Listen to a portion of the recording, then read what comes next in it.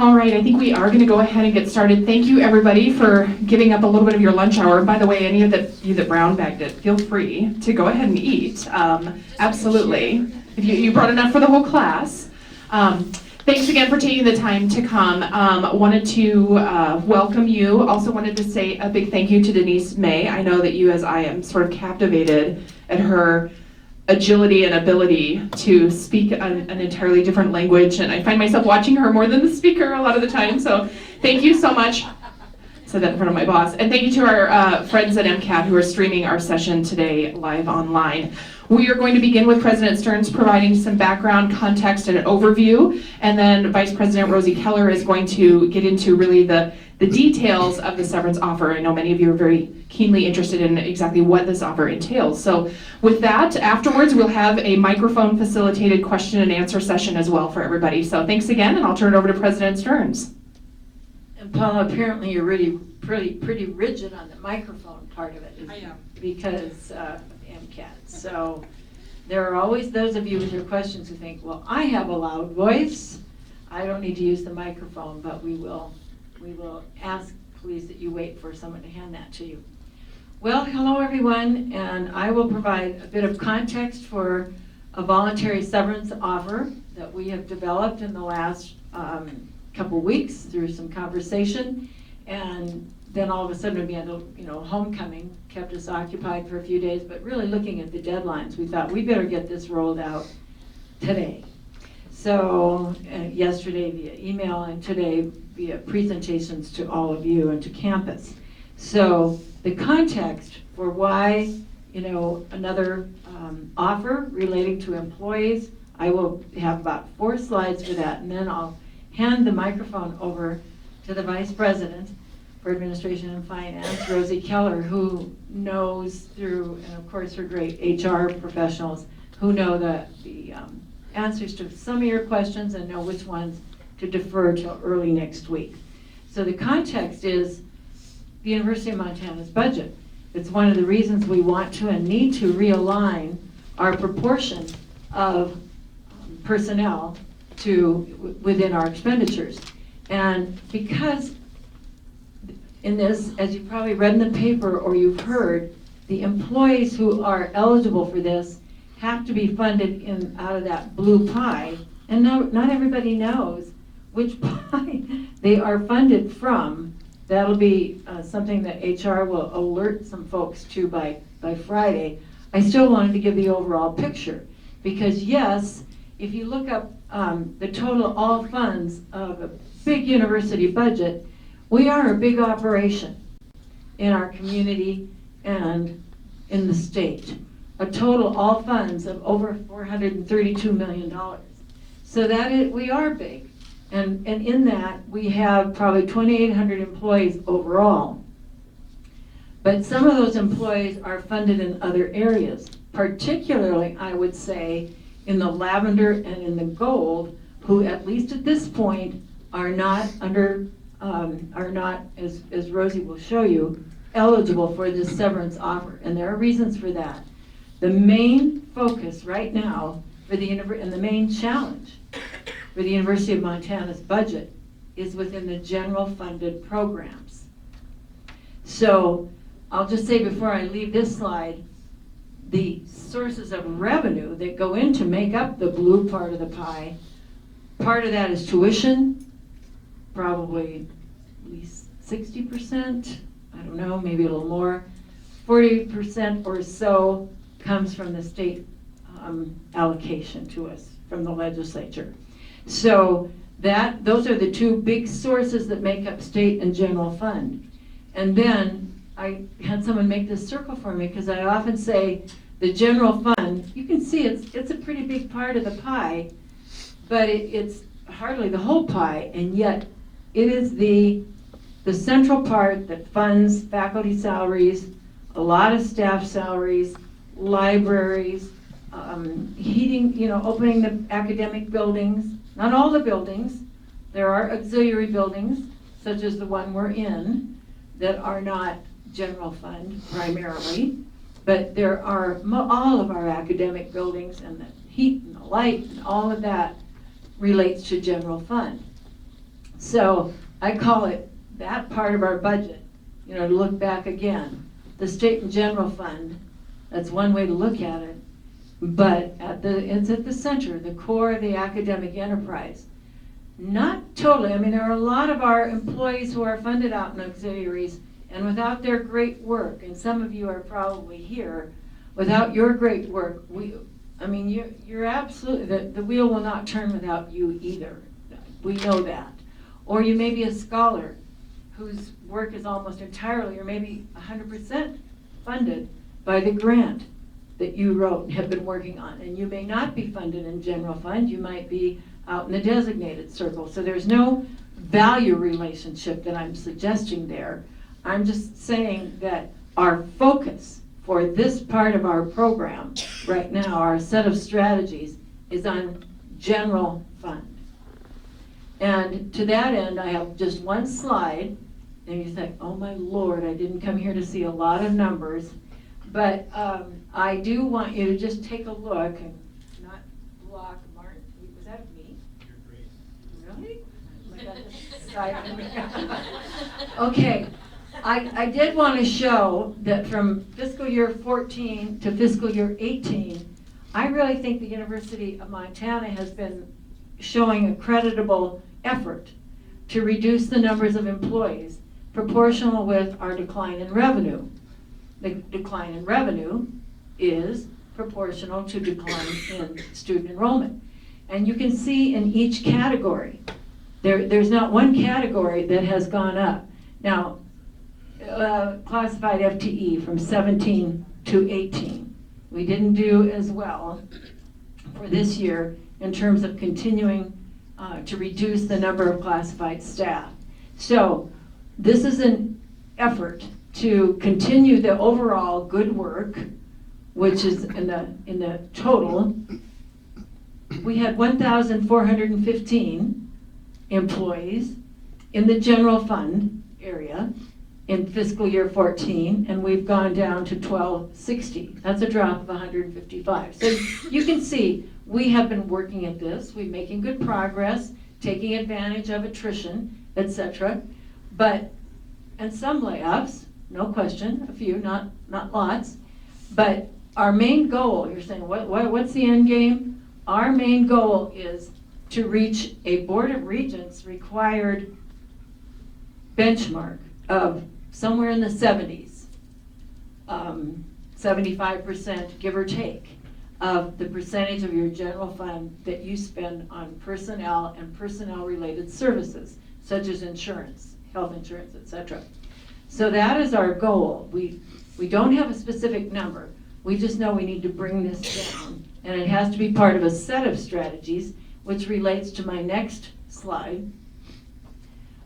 It is, as I have found in this very interesting year of 2017 that I am spending as your president, that it is taking a combination of pieces of the puzzle to put together to enable us to have academic excellence, great service to students, delivered with and through a balanced budget.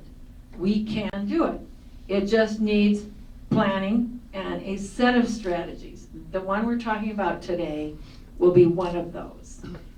You already know of some of the one that we utilized for Vera, and the reduced hiring. I think a lot of you know that when someone in your office is retired, we either declined to allow them to be allow a recruitment, or we slowed it down, or we asked for some further explanation, restructuring, etc. So our prioritization, everybody knows about APAS.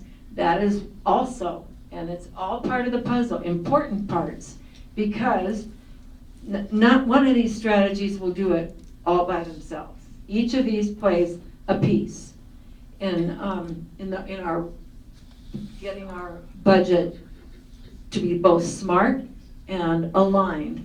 So then a couple of these, three of them, the yellow one and the purple one, I hope nobody's colorblind, and the kind of the gold brown one there, spring registration, all of those, the other way to adjust the percentage of personnel services is to grow our enrollment and have higher revenue.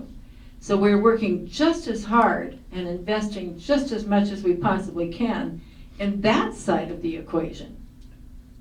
So it's a lot of intermixed pieces. And I want to stop for just a moment on the spring registration. Did I do that? Oh. On spring registration, because I would like for anyone here who doesn't work for the Brian French or the admissions office, what does October 30th mean to you except being the day before Halloween? What other really big thing does it have to do for every single one of us? And we should memorize this date and tell it to every student. And I think you know, apparently. Start of spring registration. Yes, started, oh, I nearly, that would have been dramatic. I shouldn't wear heels. The start of spring registration, that is a really important date for as many of our students currently here as possible to begin to be aware right now. They should see it on the screens in their classroom, on the whiteboards. They should see it, I told somebody that on table tents. They should see it at every office or desk that it should say, what's October 30th? It's the first day that you can begin registration for spring. Because the sooner they think about it, like right now, the readier they will be to engage with their families or financial aid office in terms of thinking their advisors and be first in line to get the classes they want and need, and to have thought it through and to really realize, to think that through, that, oh, they just want me to pre-register. I don't actually have to pull the money out of my pocket on October 30th. And we're also, of course, looking aggressively at incentives to students, as many universities do, to get on it. Because we can plan better. We can serve better the sooner they register. So all of those are pieces of the puzzle. Raise revenue, serve students better, have academic excellence, a better opportunity for us to deliver academic excellence, and yet to do it with, at least for 2 or 3 years, we'll see how long that takes, some fewer employees. So with that, I turn it over to the Vice President for Administration and Finance, Rosie Keller, with the one more caveat. What's the date that you're going to tell every student that they... October 30th. October 30th. Also, I have threatened, my husband might walk in a minute, because he said he'd take me to lunch at 1. And he might not like this, but I said I'm going to ride my scooter around the Oval a few times, and it's going to say October 30, pre-register, plan now, or something like that. Well, I said I'd wear a sandwich board, but he might not, the provost might say this isn't safe. Risk management might say it's not safe. Maybe I'll wear my helmet and nobody will know it's me, right? Okay, so now to the severance offer and why we think this is a viable and important next step, and there may be more steps after this. So we'll see, and I'll turn it over to Rosie. Thank you, President Stearns. What's the date? October 30th. Very good. For those of you who don't know me, I'm Rosie Keller. I'm serving as the interim Vice President of Administration and Finance. I've been here about a month and a half. It's been interesting and fun, but like I told the other group, probably part of what has been most enjoyable for me is to see a lot of staff and faculty that I've worked with before, as well as the reporters. It's always nice to see them. That's a joy, yeah. Okay, well, I'm just going to get started because I know that a lot of people are really curious about what are the parameters surrounding this plan. And so I'm going to give you kind of a real broad parameters. We know there'll be questions, but in addition to this, there are going to be sessions on Monday that Human Resources is going to handle, and they're really going to be able to answer very, very detailed questions. They've been doing a lot of work and a lot of research, and I have to tell you, I don't know what I would do if I didn't have them. because they're really the experts in this area, and they're going to be able to, some questions they might not have the answers right now, but they will definitely get the answers for us. So first, in order to be eligible for this offer, you have to be a full-time administrative, contract professional, or classified staff. Essentially what that means is you have to be 1.0 FTE, a full-time employee. Your wages as of today your wages must be funded through the state general fund. Now, we know that raises a lot of questions and issues, but as of right now, the rollout of this is that it's 100% general fund. That's where you have to be, your wages have to come from. The employee must have a minimum of 2 years continuous service at a full-time level, and in order to count that 2 years, to start with that 2 years, we're using August 1st of 2015. Some may ask, why that date? That's because for many, that's when the academic year gets going, and we know that there's a lot of hires at that particular time, so we thought it was best to talk about that relative to when the academic year starts. Okay, now let's, for clarification, who is this not available to? It's not available to currently employed post-retirees. It is not available to faculty. As we all know, we already did a VRIP 1 and a VRIP 2 for faculty. And one of the things that I really want to express is that we heard loud and clear from staff that they felt that they aren't always given the same kind of offers as other members of other employees of the university are. So we did listen, and so we want them to know that. Also, any employee who is currently employed in a specific position that has an open recruitment in the Human Resource Department. So for example, if you've turned in your termination form and you're going to be leaving in 2 weeks, you are not eligible for this plan. So any open recruitment whereby the termination form is in the Human Resource Office, you are not eligible. Oh, how do you know that a very important piece is, how do you know whether or not you're funded on the general fund? Not everybody understands the funding. HR will notify all eligible employees by Friday at 5 o'clock. Now, if for some reason you think you're eligible, you believe you're paid on the state general funds, but you didn't receive notification, contact HR. No process is perfect, and it's not impossible that there could be an employee or two that, for whatever reason, slips. So if you think you're eligible and you did not receive notification, please contact the Human Resource Department. Okay? Okay, this is basically the parameters of what this offer is. First of all, you must express an interest in the offer no later than November 22nd. So as of today, there will actually be a button on the HR website that's gone live, and you'll be able to go to that website, and it's going to give you a lot of the details. So if you were quick to make a decision and this afternoon wanted to fill out forms and get them submitted, you could do that. But the last day that you'd be able to submit your interest in this would be November 22nd. Your employment, if you accept the offer, your employment with the University of Montana will terminate December 31st, 2017. So this coming December 31st.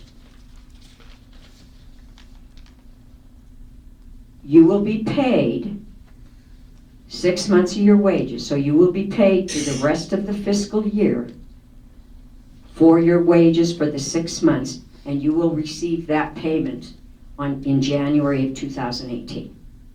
The question came up in an earlier session, will those be considered 2018 wages? And yes, they will. Those will be 2018 wages. But you will receive that pay in a lump sum. In addition to this, because we heard lots of employees tell us their biggest concern is the medical and the dental. And so in addition to the wages for 6 months, you will also remain on the medical and health insurance for 1 full year. So you will remain on the medical and health insurance through December 31st of 2018.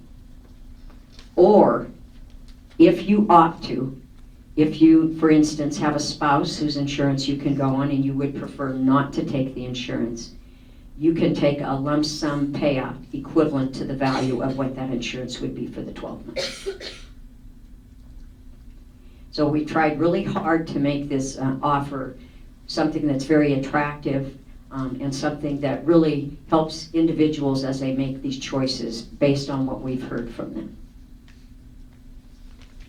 There is going to be detailed information sessions where questions very specific to you individually will be asked, and they will be on Monday, the 23rd at both 10 and 2 p.m. And HR will have as many additional sessions as is needed in order to answer all the questions that employees may have. Okay, so those are pretty broad parameters. There's a lot of specifics, but I think we've tried to outline what this package really is and what this offer is. So at this point, we would open it up to questions. I have microphones.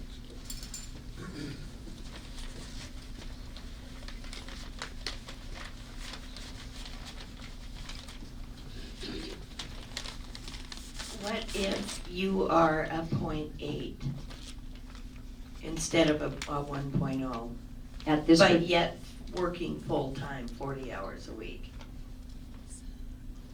That's, how can you be a Point eight point? billed to the general fund. And point Are you two talking where- split funded? You're funded from 2 different places? No, I don't have any idea. You're not working summers, right? No, I'm working full-time. And they And I don't know how you're a .8. If you're working They've had full-time, me at a .8 for years, and yet I work 40 hours a week. you know, I think that's one of those questions you're gonna wanna ask specifically to HR, because that's an unusual situation.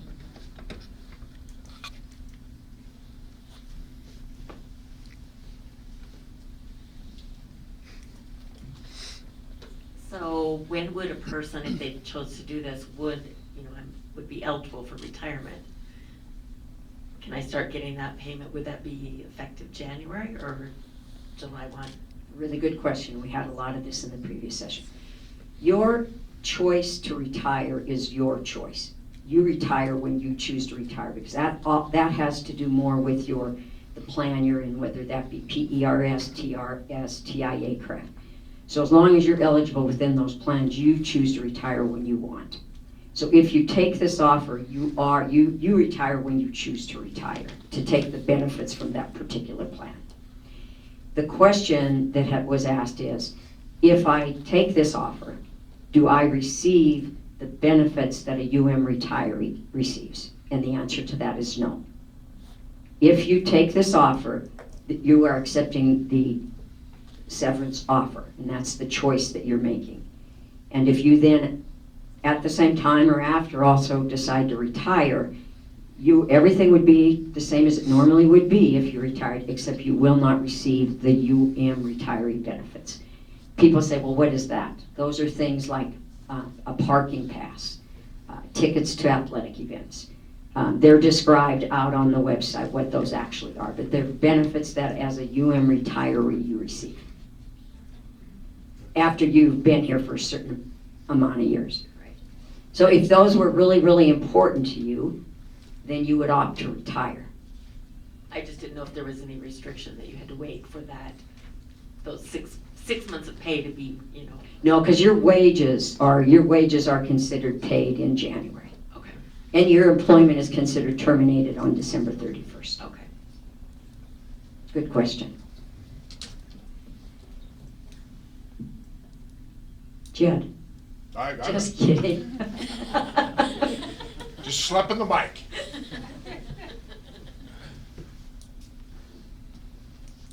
No, you can ask as many. The first group had a lot of questions, so feel free. So as far as the insurance, I currently cover my son Correct, until July of this coming year. correct. So would my payout be the same as it is now per month? Correct. You can continue to, you pay an additional amount to cover him, and you will be able to continue to do that. Okay, Yes, As long as premiums don't change. of course. yeah. Contingent on no changes in the plan itself. So We have no control over that one. another question is, so you'd be paid the 6 months in January, so then that would be a harder tax hit because it's not spread out? Is that, No, because your taxes, you're taxed based on your annual in the end. okay. And you can change it how you work. Kind of glad I'm a CPA. I know these just for being that as opposed to HR. So all this information is on the HR website? Correct. It will be shortly. I might know, but Nick said it did go live. Yeah, it went down. Let me Oh, it repeat went the- down. Let me repeat the question just because, for our MCAT listeners. She just said all this will be on the HR website. That was the question. Yes. And the answer is yes. And it will be on their homepage, and it will be a button, so you don't have to be searching around trying to figure out where to find it.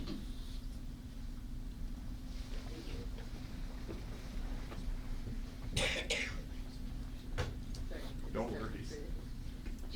Just out of curiosity, why is the offer to just full-time people, not part-time? Good question, and we've been asked that as well. What we're trying to do, as you can well imagine, is try to look at all different kinds of strategies to align our budget, because that's the ultimate goal, is we've got to align our budget and we've got to align the number of employees that we have. And so our thought was, led by the president, was if we look at all different kinds of strategies, we will be more likely to get to our goal. And so we've done that. We did that as the president showed you through VRIP 1 through VRIP 2.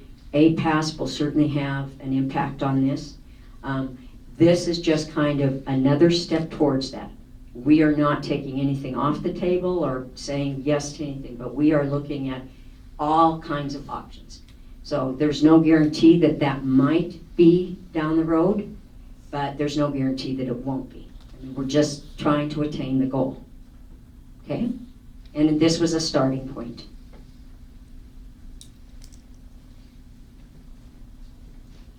And good questions, so don't ask as many as you need. Is there a certain number of people that you're looking for? No. We are looking to reduce the number of employees and align our budget. And there is no magic way of saying it will take this exact number of employees, because different types of employees make different wages, and we have no way of knowing the dollar amount because we just don't know. So we don't have, our target is that we'll reduce the number of employees as a ratio to our total budget and come back into the benchmarks that the president has outlined, and that we align our budget so that our revenues and our expenses are equal to one another. So if you didn't get enough people to accept the offer and you still needed to cut the staff more, is there a plan like for layoffs or looking? What I would tell you is I think one of the reasons that this is being offered is that the more people that would voluntarily take this offer reduces the number that would involuntarily have to be laid off.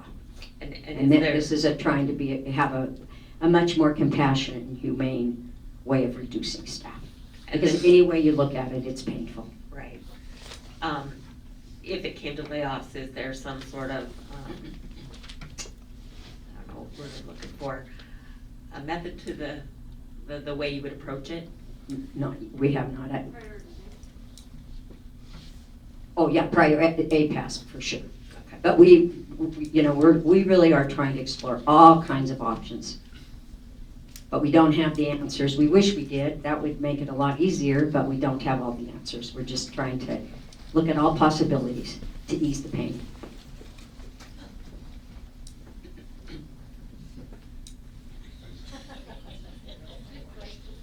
Quick They're question. excellent questions. Oh, I'm sorry. With regard to. Excuse me, what's the date? October 30th. Registration Just wanted to be is sure that you knew it. Yeah. You'll see lots of signage on campus very soon. Good. With the APAS timeline in mind, if I understand correctly, recommendations after the task force considers feedback received from deans and other campus leadership in the administrative units are due to President and Cabinet November 30th. Will there be potentially another opportunity for employees or units potentially impacted in some way by prioritization to elect this sort of an offer after notification of non-renewal comes through? I noticed the deadline for this is a little bit earlier than APAS runs its course. Brian, that is a great question, and there is no way that we can absolutely synchronize all these strategies. We will do the best we can, but no guarantees.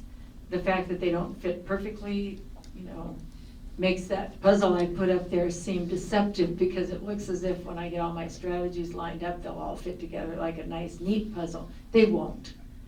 But we will continue to add and explore strategies, especially as prioritization is completed. That will help guide the vice presidents and supervisors in determining, we still need, and we'll see how you do with spring registration, Brian, and others in terms of the projections for revenue, for overall enrollment. How many applications do we have rolling in all fall, for next fall? All of those are pieces of that puzzle. I just put a few of them up there. So the fact that they're not a perfect fit among all of them is just true. So people have to roll the dice a little bit. I'm sure some people will be thinking, should I wait to see if maybe something shows up in analyses from APAS, from prioritization, that would indicate I'm more at risk, and then I'll jump at this. That we can't make that fit together that perfectly. So people just really have to do what's best for them. Thank you. I have a question. Yes. If we take this deal, can we collect our retirement from the university? Okay, On yes. a monthly, get it on a This monthly? won't, if you're eligible to retire, you will still be able to retire. So if you take this, it won't impact, if you were planning to retire, it won't impact your ability to do that and take your retirement. Thank you. So when you pull the information. Nice to see you again. Nice to see you too. I'm really happy you're back. When you pull the information for FTE, is it going to be based on budgeted FTE or something else? It seems like we've been struggling with what FTE means, and I'm just wondering if there's a definition for this process. It isn't so much budget, it's where you are currently being paid. And they really, some may, I know it, particularly in the academic area, it might get a little wishy-washy, but it's really, if you're being paid as a full-time FTE out of state general funds, you're eligible. But what if you haven't worked full-time? So say you've taken a leave without pay or something like that, will that impact that 1.0 FTE? If it was an approved leave, it's not really any different than sick or annual leave. You're not going to be, you're still, even though you may have taken sick or annual, you're still considered a 1.0 FTE. Yeah. You didn't like that answer? No, it's that they have me at .8. Yeah, and I think you have a very unique situation that HR will help you work through. I can call someone there. Yeah, and actually you'll want to either call or go to the workshops.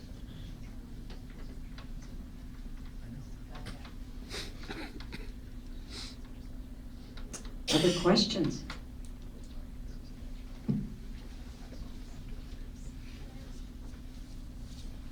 I was just wondering about the 2-year deadline. Correct. Is it actually on August 1st, or is it 2 years? Because it would be 2 years and 2 months. It's a little, it is, you're right, it is a little bit more, but we did that because our concern was if you said 2 years, say from today, somebody that started on the academic side, it would be a little unfair because we think of the year in terms of the academic year starting, and a lot of people do start in the academic year. Thank you. Yes. Thanks for figuring out the math for us. What's the total fund pool you have available? And is this first come, first served if you get more than you can accommodate? At this particular time, we don't have a fund, we don't have a dollar amount on the pool. We certainly have dollars that are remaining from what the legislature gave us, but we don't have a ceiling. What we're trying to do is have as many people as can possibly take it. So we don't have those amounts at this particular time, or a level where we're going to say, this is it. We're just trying to see what happens with this in hopes it'll be very successful and help us align our budget. So you can take. Now wait a minute, you've already asked your share of questions. You were in the last Never session. enough. Never enough, okay, that's okay. Anyway. You ask good ones. If you take the money as well as the insurance. Correct, as a cash payout. Or you can take both. Your wages will be a cash payout. You have the option of taking the health benefits as a cash payout or just staying on the insurance plan. Okay, if you kept the insurance plan, does your spouse stay on it as well? If that you're currently doing that, if that's currently happening, yes. And can you buy additional life insurance along No, with this, that? no, this hasn't, that, very good question. This only relates to the benefits associated with medical and dental. All the other benefits that you have an option towards, you're not eligible for those.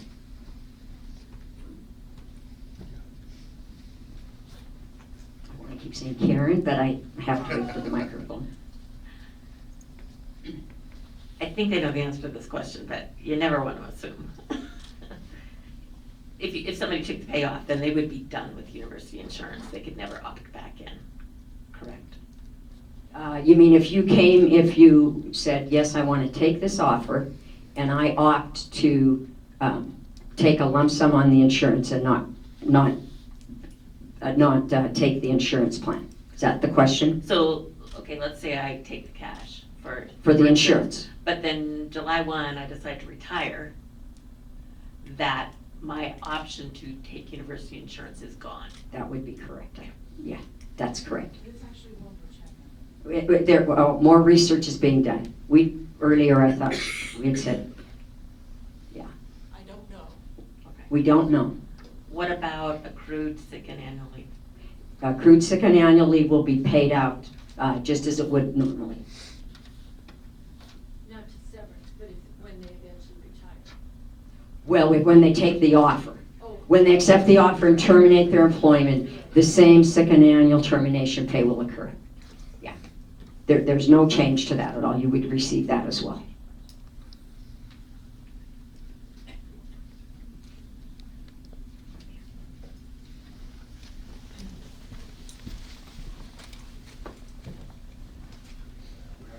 Up here? Oh, sorry. Yeah, I'm just curious about recruitment plans for open positions that result as people take this offer, like somebody that's a director in an office that can't really function that office without that person. What's kind of the recruitment plan for some of that might happen? Very good question. We recognize, and in my previous session, the example I gave was, so we have 6 or 5 systems analysts take this offer over in information technology. Well, we know we couldn't go without any systems analysts. So what we're going to do is we're going to try to be very creative in restructuring or realigning or doing the things we can do so we still have reduced staff, but there are certain services that have to be provided, and we recognize this. So we will be working with all of that, which raises a good point that I want to mention. One of the questions that's been asked is, what about the confidentiality of this? If I express an interest, will it remain confidential? At the point where an individual's accepted this, we will not, the supervisors per se will not be notified. But we will continue to work to give lists. Human Resources will provide lists to the vice president of the sector so that they do know, because what we couldn't have happen, and this did occur, and we learned it from VRIP, is that when you don't know the employees that are leaving in an area, there's no way to do strategic planning. And so the IT example is a perfect one. We would want to be sure that Matt Riley, for instance, was aware that there may very well be, 5 or 6 people that are going to be leaving. And that gives time to plan and do a good job of restructuring to move forward.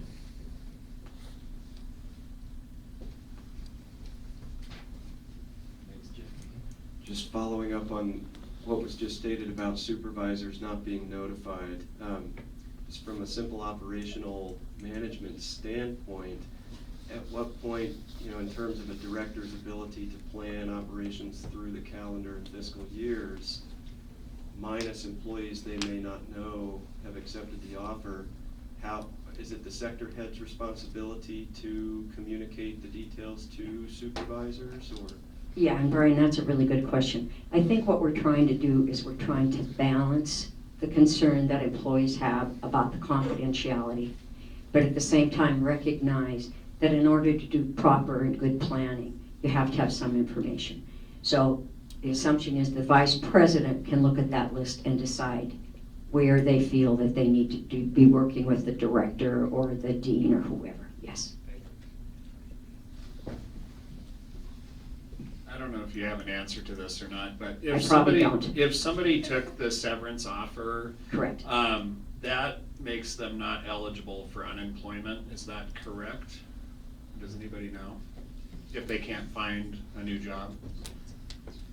So, I do talk loud, but I cannot address what the unemployment division will do with this. You will receive the severance. It is equivalent to 6 months of wages. Unemployment may say you're fully compensated for the next 6 months, so you can collect unemployment after July 1st, but I cannot tell you what the unemployment agency will do. We will answer the questions. They will send us forms, and we will answer, because they have a line that says, did you get a severance payout? And so they will be informed that you got a severance payout. I just want to add, all employees have a waiting period. I mean, you can elect interest, and you can look at the plans right now, and all employees are encouraged to seek their own counsel and their own advice, and really carefully talk with counsel, their own counsel about this, and carefully consider that before they take it. Related to that question on the unemployment a little bit, is there a required break from the university at a later time if a person takes a severance package and then wants to apply for a job with the university after the summer date? Is that allowed, or is Yes, there it an is. expanded break Yes. time? Yes. If you apply for a job that there's an open recruitment at the university, and you're more than welcome to apply for that. Yes. She said What's that your name? Mike. Hi, Mike. Good. Good. She said that it would be good to seek counsel. Correct. Is there counsel available here for university employees for free? My understanding is that she was saying that you should talk to your own tax accountant, or whoever you use externally to get that advice. That would be wise. None here though available. Mike, you should continue to talk with Rita. Okay.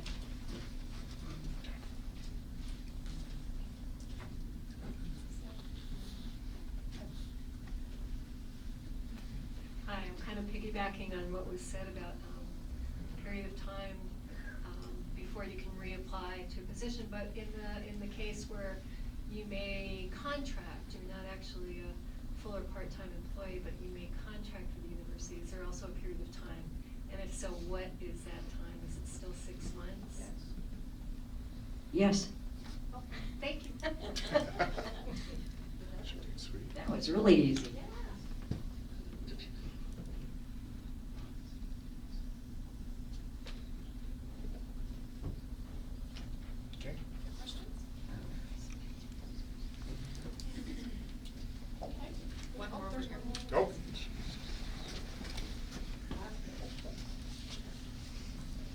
sorry, I don't think this got answered about No, first that's come, okay. whether it's first come or first serve. No, this isn't a first come, first serve. I mean, certainly, if every eligible employee were to say, I'm gonna take this offer, we'd have to say, whoa! So, I mean, there'll be a limit if that were to happen, but at this particular time, no. The only real deadline is that that you're gonna have to express an interest, and then you do have to make a decision by a certain date. All right, we have time for one more question. Last question here.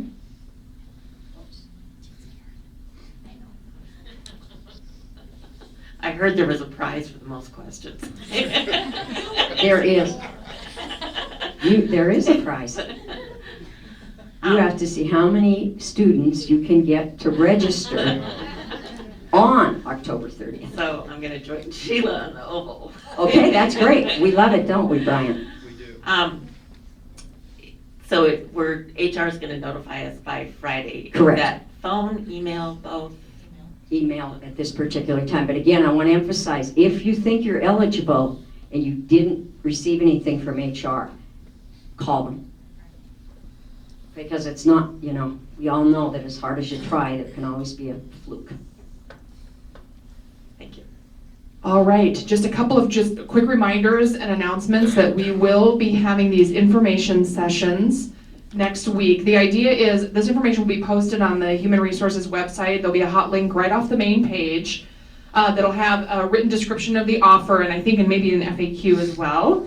The idea would be then certainly go and grab that, also have a little bit of time to digest that over the next few days, and then next week, questions, and HR will conduct those sessions. And as we mentioned, they will do as many sessions as need be to make sure that everybody has all of their questions answered, and that we kind of thought of everything related to the process. So again, thanks everybody for coming. Check the HR website and plan to attend a session next week. Thanks so much. Thank you.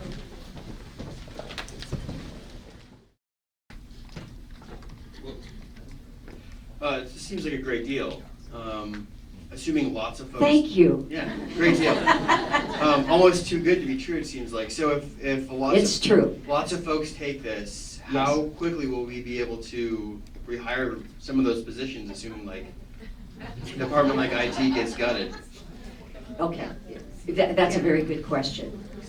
What I would tell you is that the intent of this is clearly to reduce the number of employees, as the president has indicated. So this isn't intended for you to leave and for us to hire right behind you. So will there be But- limits on the number of folks that? Okay, so let me finish, if I could. Well, we recognize that if all the systems analysts, say in IT, which I know you're from, were to take advantage of this offer, we couldn't go without any systems analysts. So what we would work on is some way of creatively restructuring or redoing the way that we do things so that we still can provide the service, but with fewer employees.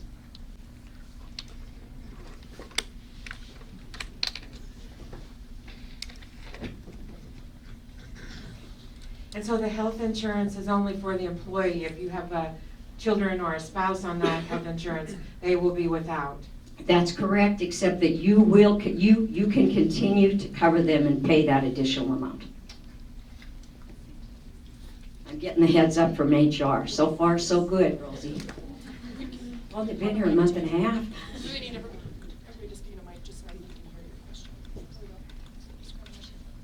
Is there any consideration for part-time employees? I'm over here, Rosie. Oh, thank you. I guess my concern is I'm a long-time employee, Correct. but I've always been half-time, but you're offering it to 2-year employees, but I've been here like 26 years. So is there that a consideration at all? What I would say is I don't think there's any consideration that we won't consider at some point. We really have to see what the results of this are. Okay. We're not to say that, yes, it will be considered or no, it won't. We really are just attempting. And so we are willing to look at all kinds of options, and that's actually what we have been doing. Yes. Hi, what about sick time, vacation time?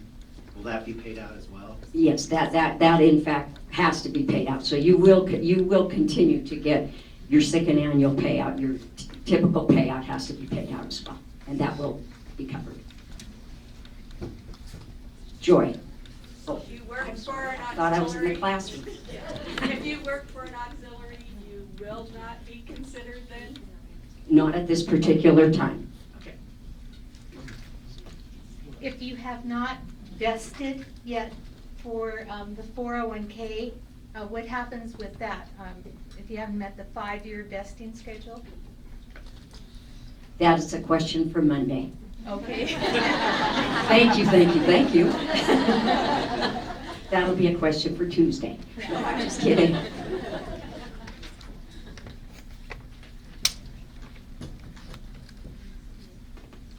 I'm getting scared. These are all IT folks. Somebody asked earlier a question about, well, if IT loses all its analysts, and you said, well, the purpose of this is to reduce the number of employees, not to immediately replace them. And you said you could restructure.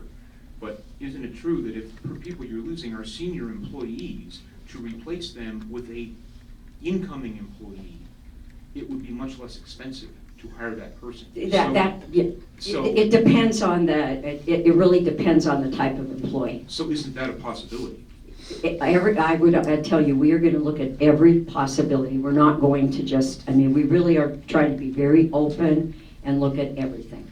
There just has to be cost savings. There absolutely have got, this is about cost savings. As he just mentioned that. Yes.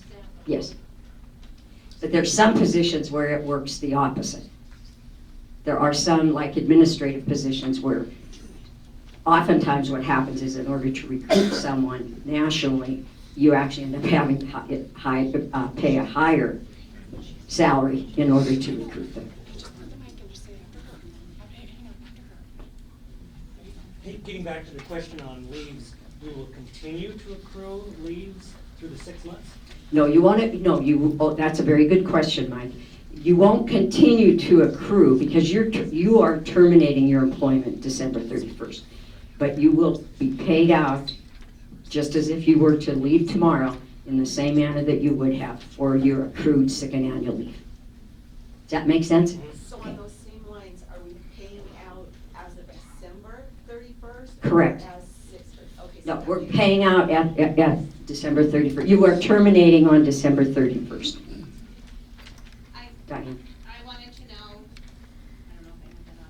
I wanted to know what that does to the office budget, buying out all the sick and annual at that giant time period. Say we do clear out IT, or we clear out financial aid.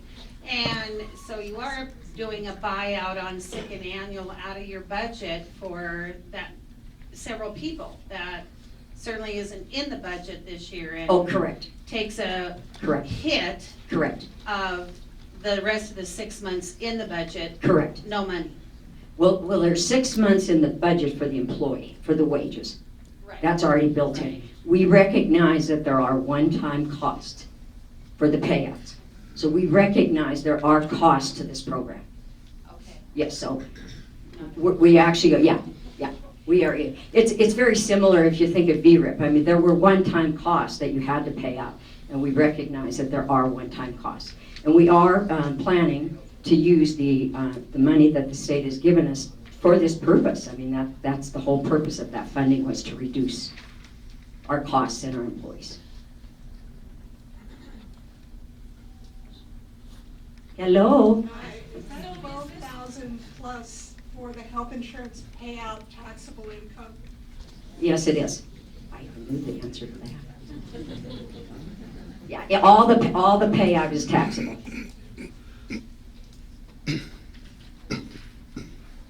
For Social Security and... Sir, wait here, we've got to have everybody on the microphone just because I want to make sure the people that back hear the question. Please. So then do we get paid out, our end date is 12/31, so would we get paid out the full 6 months at that time, or will it be? In January. In January? In January. The full 6 month pay? That's correct. Okay, thank you. So far, so good, Terry. Sarah? Okay, they've trained me well.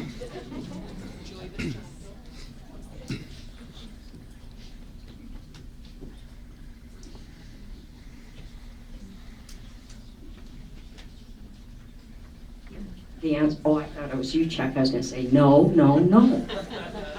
For Medicare and Medicare B and Social Security purposes, we would still be on work stats.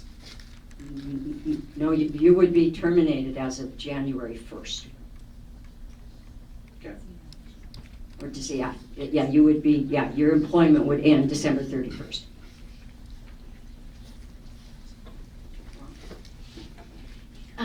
Some of us were already cut prior, our hours, prior, the first, yeah, Okay. reduced hours. In my case, it was only 4 hours a week. What do you consider full-time? Full-time is full-time, Yes. 1.0 FTE. Great, thank you.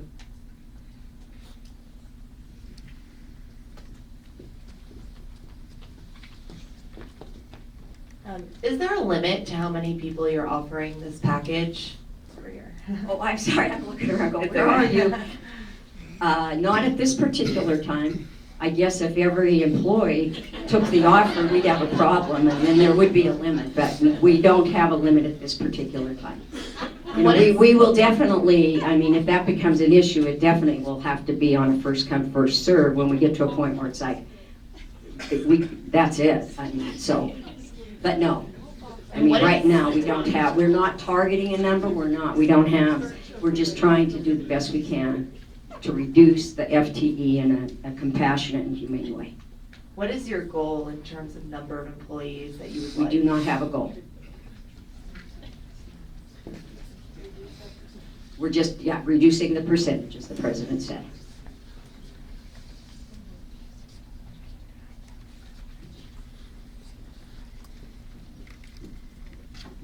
Hello? Hey, I'm a little confused. The termination date is December 31st. Yes, The correct. payout date would be In as January. of January, so. You'll get the payout in January. Okay, so it'll go to Just- 2018 on taxes. Correct. Okay. Just similar to like now, you work through September, you get paid if you're monthly in November for those wages. It'll work the same way. It will go in the 2018 earnings. It goes on your 2018 earnings. Correct. I just wanted to ask 2 questions. If I were to consider this, it would be as a beginning to a retirement package. I wanted to make sure that was still available. And the other question, That's okay. You may think about it while I'm answering the first one. This isn't a retirement, this is not an offer of retirement. This is a severance offer. If you choose to retire, you can retire, but it's one or the other. You can't get the severance and retire. You are either retiring or you take the severance offer. And you just have to evaluate that personally, what works best for you.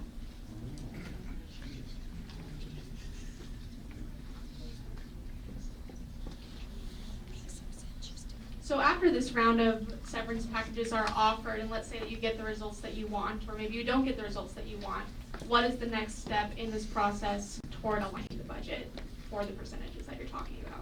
What I could tell you, and I would certainly have the president speak to this as well.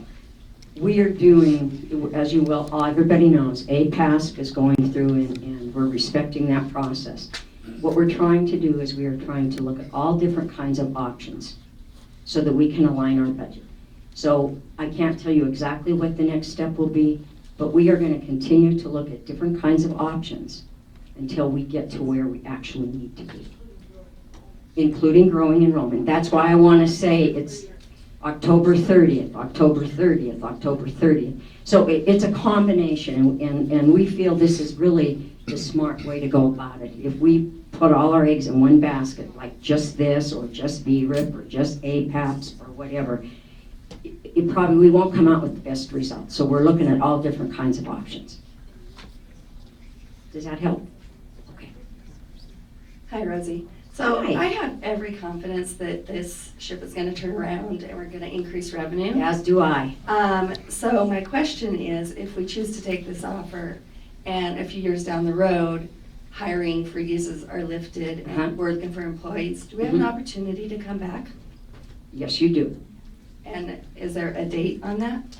The date would be. Whenever you're ready to hire again? The what? Whenever you're ready to hire again? Yeah, I guess that would be, you will be eligible to reapply for positions, yeah, once we get to the point where we're able to rehire. Excellent, thank you. Mhm. The one thing I should clarify, though, if you were to take a position, if there was a position open and you apply and you're successful, you would have to repay the pro rata share of what you received as the pay. If it's within that time, yeah. If it was at the end, it wouldn't matter because you've already gone through the time period. Does that make sense? Okay. July 1, that would be correct. July 1 of 2018. Unless you took the lump sum on the insurance and you'd have to pay back the pro rata share of the insurance if you took it as a lump sum. Does that make sense? Okay, good. I know a lot of this makes sense to us, but it's kind of hard to understand. It's complex. So the original thing, was that not an early buyout retirement? Well, that was a retirement. That was an actual retirement. But this isn't. No, this is a severance offer, and they are two separate things. And is that still open for discussion? VRIP, the faculty retirement? Classified retirement? No, not at this point. No?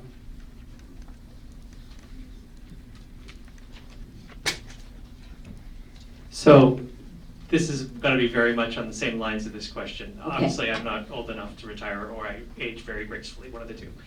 But I'd say age gracefully. If I am post 65, I take this offer. What's to prevent me from then taking my retirement package from the university that I'm eligible to? Oh, you could. So I You can won't- still retire. I just won't get the retirement benefits from you, like the free parking Absolutely, pass. absolutely. Gotcha. That's a big yes. difference. Yeah, Okay. absolutely. Thank you. That's a great question. So you can opt to retire, absolutely.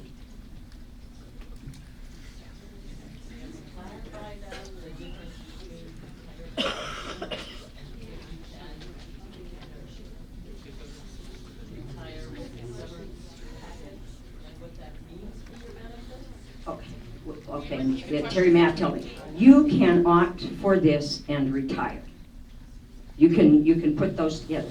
The question, the thing that you need to understand is that if you do that, you will not be eligible for retirement, the benefits that come with a typical retirement, if you're a longtime employee, such as free athletic tickets, parking pass. If you go out and you look at the retirement benefits, there's numerous benefits that you receive as a retiree. You will not be able to receive those benefits.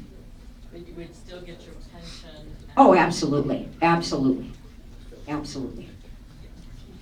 So along that line, I guess that was my question is, if you took the severance and then after July 1st collected your retirement, you would not at that time be eligible for the free parking, Yes, free tickets, that's that correct. sort of That is thing? correct. Okay. You aren't eligible for the retiree benefits. You're eligible for everything else that you would normally get in retirement. Okay, so on the retirement issue again, somebody mentioned July 1st, that's July 1st of next year, so that means if you take this offer, you could not retire until July 1 of 2018, is that what? No, that's not true. You can take this offer and retire at any point that you choose. Your retirement is really, you will have already terminated your employment with the university, but you choose when you want to take retirement. So you could still take retirement. You just will not receive the retiree benefits that you would have received if you had not taken this offer. I know you will be surprised, but I'm approaching retirement age. No way, no way, no way. No.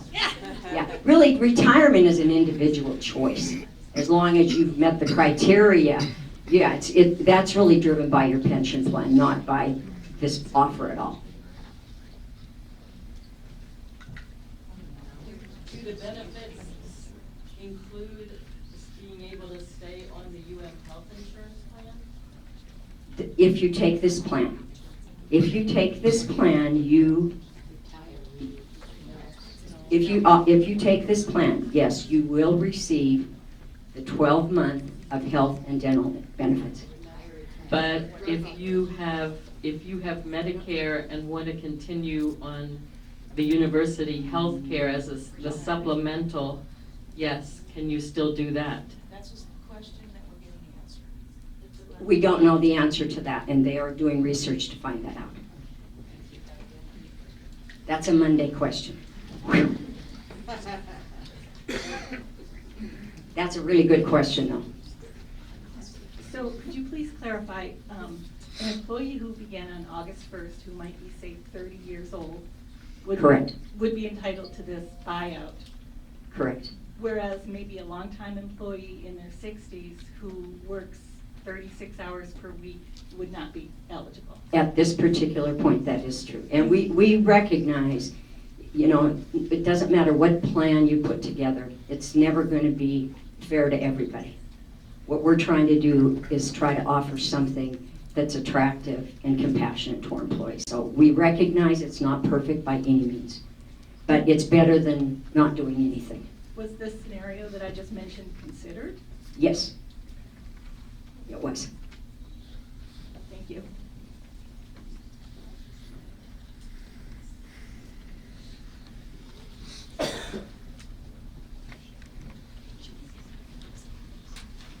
So it's my understanding that, like she just mentioned, I guess, this is just the first round of considerations. And then maybe if you don't get enough people to take this offer, then would you consider a different option? Like she said, people who aren't full-time but do work 36 hours a week? I guess I would not want to commit to saying that we will do anything other than to say we are going to look at every option possible in order to meet the goal. Our goal is to reduce the number of employees, so once and for all, we have an aligned budget.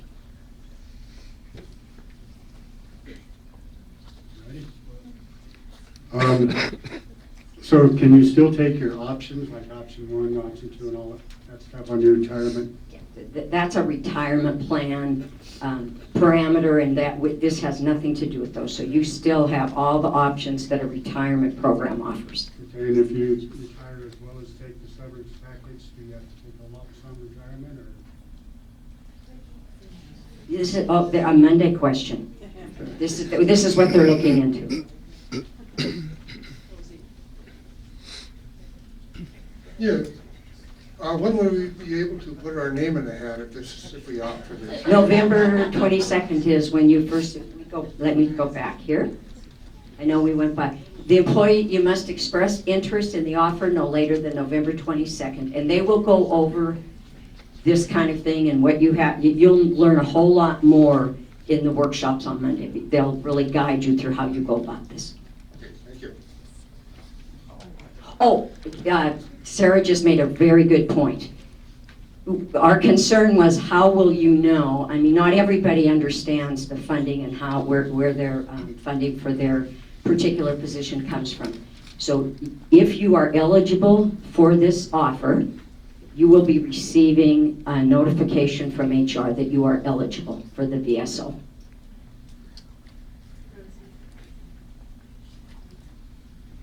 Is it true then, to answer the question we just heard, that they could actually hit reply and say, I'm interested, and you'd start in a way, you actually have to fill out a form. You don't have to wait though until November 22nd. You'd see you're eligible and you can start right away as of Monday, engaging with HR, who are nodding furiously here, that you, just in case it ever turns into a first come, first serve, that you can start responding and clarifying right away. I think the November 22nd is the last day that you can express your interest. That's the last day. So yeah, you could, the minute you're notified, you could begin the process.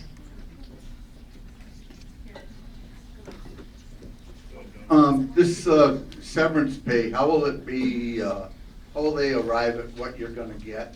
Will it be determined by your 40-hour work week? Or if you use sick leave and vacation time, will that reduce the amount of severance pay? No, it'll be calculated this just as your regular wages are. Yes. Thank you. Good questions, though.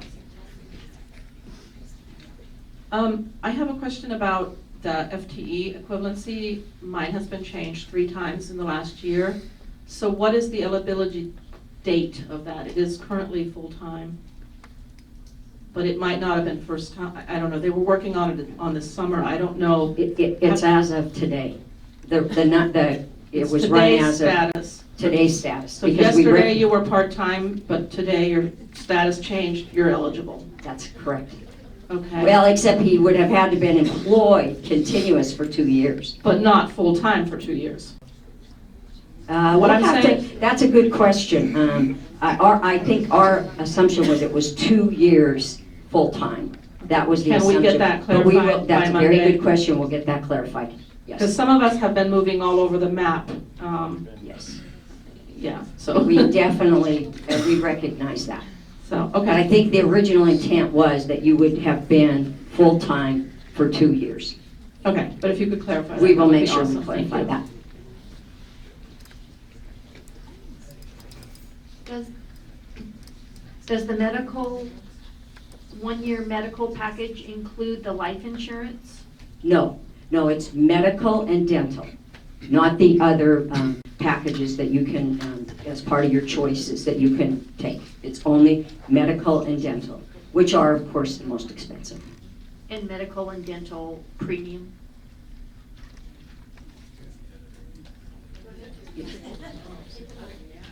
So, really, if you want to find out more about the health insurance, I would come on Monday and get those questions answered. We are still trying to get an answer to whether this is a qualifying event and you could change your health insurance in any way. So my answer right today would be whatever you're signed up for today in health and dental, that's what it would be going forward. I don't know that this is a qualifying event. But they're looking into it. So I guess I have 2 questions. First, if, like, my wife and I both work at the university. Correct. If one of us were to take this, would it be a qualifying event for the other? Could we jump to the other person's plan? Oh, I think that happens. I think that would happen even without it. I mean, if one employment is terminated, then it changes it, so it is. Okay. My second question, is there any downside to expressing interest by November 22nd? Like, is there any reason that you wouldn't just sort of see how it would go for you? Oh, okay. Thanks, Maria, I appreciate that. I think there is always concern when you're looking at something like this that you want it to be confidential. So our intent is that it can be confidential to a certain extent. But one thing we did learn from VRIP is it makes it very, very difficult for an area to manage their future if they don't know what the outcomes of a program like this will be. So what our plan is at this point is that the vice presidents within each sector will be provided the information, but it won't go down to a supervisor level. But that was one of the things that became a real problem in VRIP is particularly, say, for the provost, not really knowing what was going to happen. And so in order to plan appropriately, we have to be able to at least disclose it. But that's only when once you've taken the offer, not that you've shown interest. Sorry, Rosie, we have time for 2 more questions or so, and then we'll need to get ready for the next group coming in. Over here.